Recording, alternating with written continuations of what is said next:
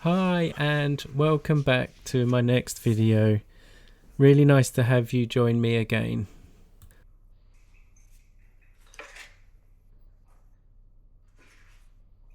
A really big thank you if you have recently subscribed or commented or liked or just watched my latest videos.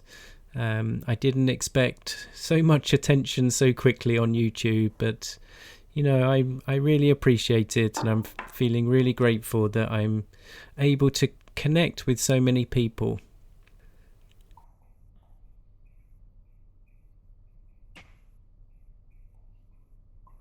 And this latest episode again is a little bit different from my earlier quiet, minimal, peaceful videos. I wanted to talk about a topic that is really at the center of my mind at the moment, and it's how to deal with negativity.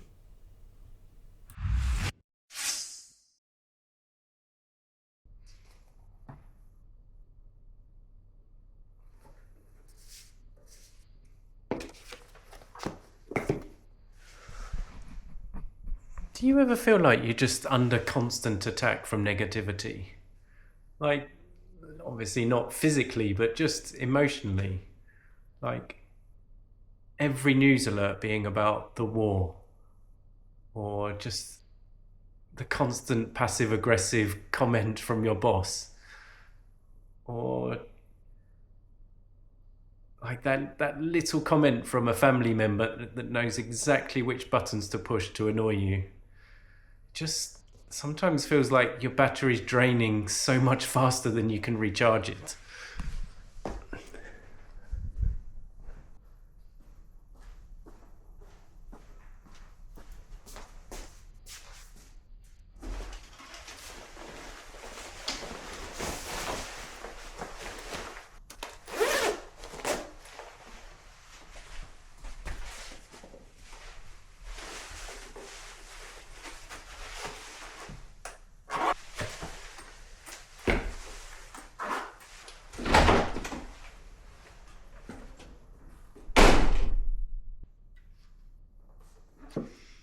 Oh, hi.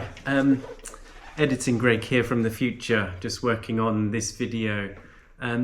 Sorry for cutting in again, but I just wanted to say that there's quite a lot of wind noise on the footage as I was walking around my village and talking to camera. It was really stormy the day I filmed this, so apologies for the wind noise. Add the captions below, click the CC thing below, and you'll get subtitle captions for the bits where the wind noise is too loud to hear what I'm saying. So I just thought I would say that to help you out. All right, enjoy.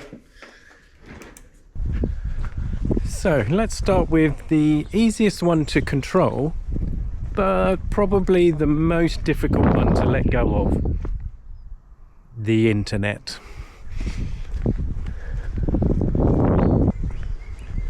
Why do we click on the things online that make us miserable?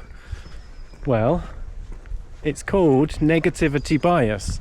Our brains are literally wired to prioritize threats over reward. So when you see a negative comment online, and that's something I experienced very recently with my no friends video, the overwhelming majority were positive comments. But there was one or two comments that were negative, attacking.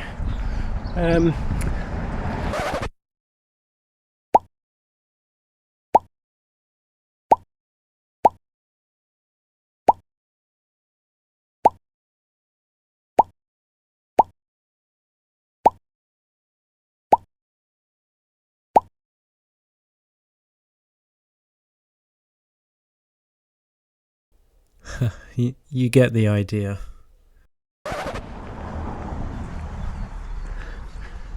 Or when you're just browsing quite toxic, divisive topics, like politics or religion or war, our brain treats those topics like a lion in the grass waiting to pounce. The one thing that everyone gets wrong though, you don't have to fight every lion. So one way to overcome that is to create digital friction.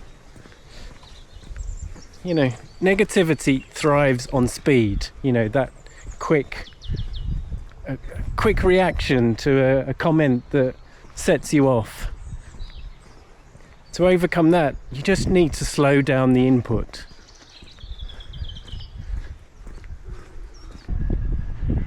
Create for yourself a 24-hour rule.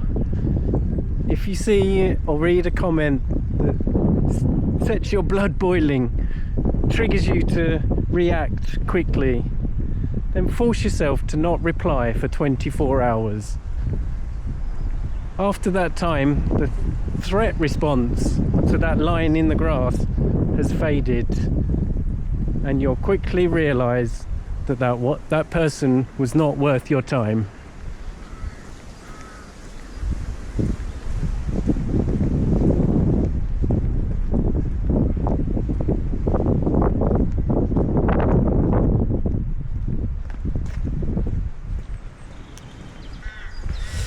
Another good strategy is to curate silence for yourself.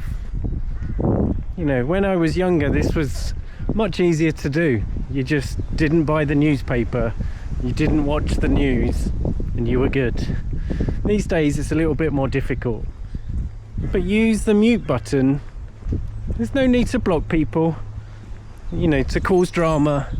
Just mute them and move on with your life. It's very, very simple. Now, family history is different, of course. A little bit more difficult to approach. You can't just mute your mum or mute your brother, sister. Well, maybe you can, but you know, it's not always possible for everyone. And I guess, yeah, family negativity is rooted in history and past events, or just as our roles developed as we were kids.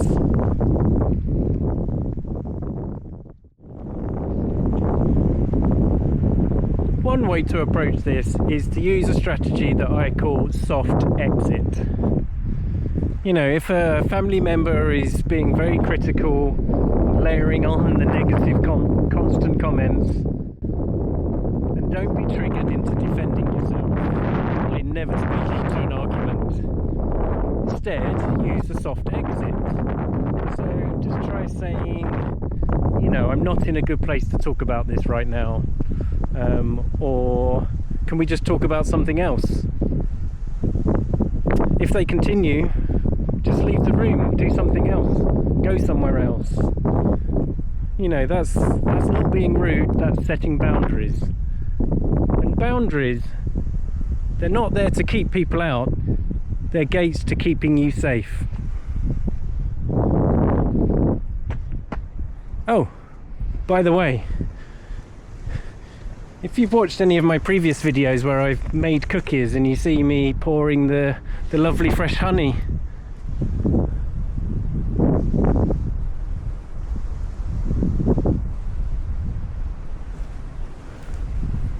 those are the beehives where the honey comes from. Just a short walk from my house. How cool is that?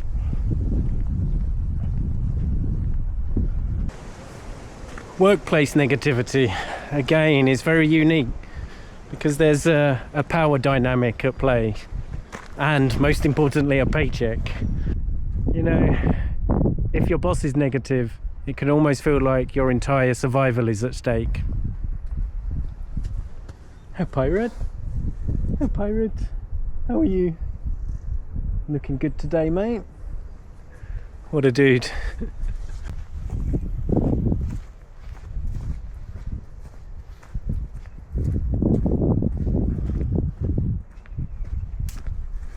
The best way to approach this is just authenticity.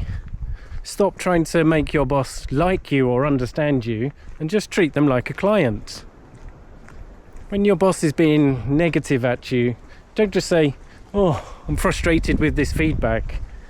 try saying, what would a win look like for you?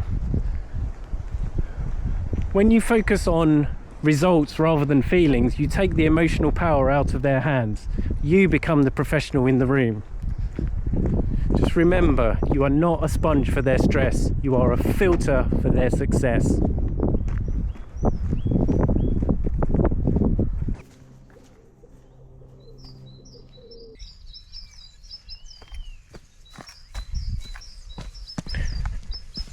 Hi, sorry to interrupt the video there. I've just come to one of my favourite benches with one of the most spectacular views across the outskirts of my village. Unfortunately, the camera doesn't do it justice, but anyway, you get the idea. I just wanted to pause the video there and just let you know about something that I've been working on this week. A couple of weeks ago, I asked in one of my videos whether you'd be interested in bread baking, and would you be interested if I created a step-by-step guide for you to follow along. So I've been busy this week creating my step-by-step, follow along bread baking guide recipe, and I think it's come out really well. So I just wanted to pause to let you know it's available on another platform called Ko-fi or Coffee or Ko-fi. I don't know how you pronounce it. My wife says coffee. I thought it was Ko-fi. I have no idea. But it's over on that platform. There is a small cost to buy it, and I figured the cost would be similar to a cup of coffee in a cafe, something like that, or actually the cost of a couple of loaves from the baker or the supermarket.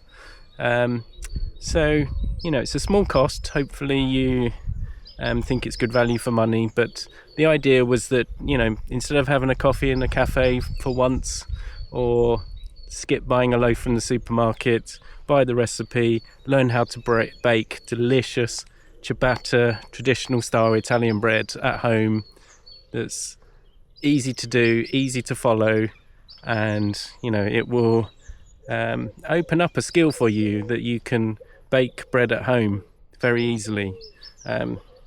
So the link is down in the description to the Ko-fi thing.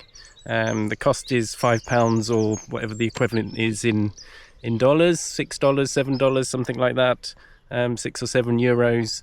I don't know about Aussie dollars. I don't know the conversion. Or Canadian dollars. I'm sorry, I don't know the conversion, but it's £5 or 6 or 7 US dollars. So check it out if you're interested. Good luck baking and enjoy your own home baked bread. All right, see you later.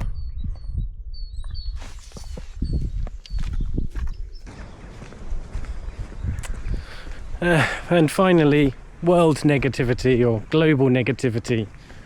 The news. Sometimes it feels like the world is on fire, but that's just because fire gets the most clicks. It's okay to care about these things, but you cannot carry the weight of 8 billion people on your shoulders. Well, these three certainly don't. Not a care in the world.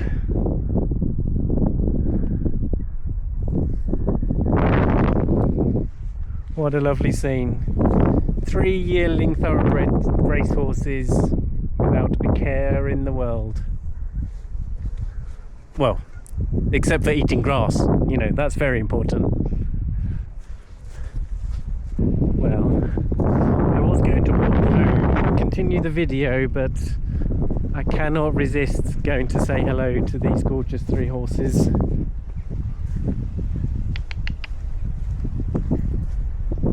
Hello. Hello. So they're still young horses, so you have to be a little bit slow and let them get used to you. Aren't they gorgeous? So these will be just over a year old. They were foaled February, March, April time last year, 2025. So they're yearlings, but they're very young yearlings. They're about a year old, but they're super confident and super cute. Hello. See? And they've just come over for a drink out of the trough. Oh, he's going to be a bit nibbly. Hello. Want a sniff? And you?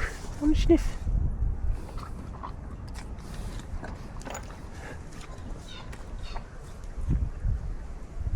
How can you resist not coming to say hello to these three?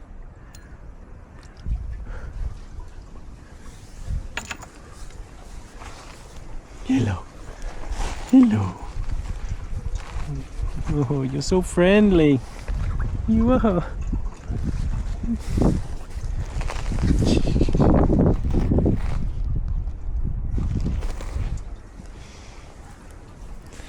All right, we must go home, otherwise we'll never finish this video on negativity.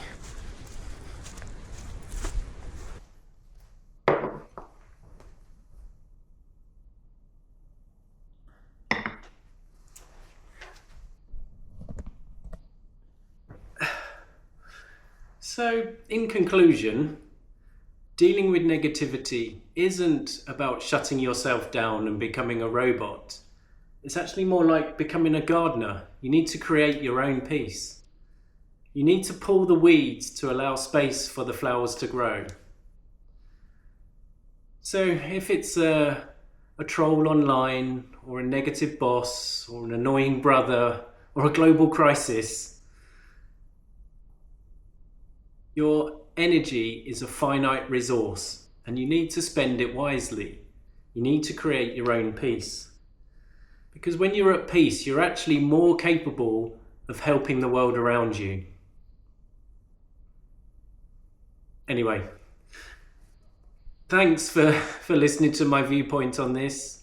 I'm going to finish my lunch, some cheese on crackers.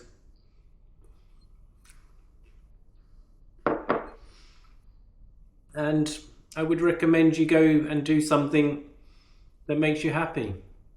All right, enjoy. Oh, actually, there was one other thing I wanted to share today before we end this video. I saw this post online a while back and saved it. And it's about learning to take things not so seriously. And I just thought it just described it really, really well, and I often go back and read it. So, yeah, let's take a look, see what it says. A young student once asked a wise monk, "Master, how do I stop taking everything so personally?" The monk smiled and said,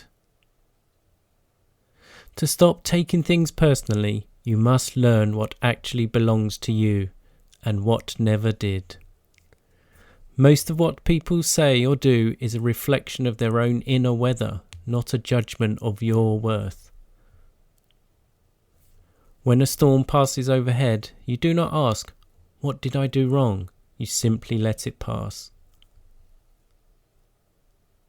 In the same way, another person's moods, words, or reactions are often storms that were brewing long before you arrived. Your peace isn't threatened unless you hand it over. Taking things personally comes from believing you must control how others think, feel, or receive you. But remember, you are not responsible for managing the emotions that live inside someone else's mind. The moment you stop trying to be understood by everyone, you reclaim your freedom. Respond from clarity, not from old wounds. Be curious, not defensive. Be grounded, not reactive. When your heart is steady, even harsh words lose their power. Do not let someone else's chaos decide the temperature of your inner world. Protect your peace. You are allowed to walk away from anything that tries to pull you into a battle that isn't yours. And when in doubt, the monk said, repeat this truth. Nothing others do is because of me. Everything they do is because of them.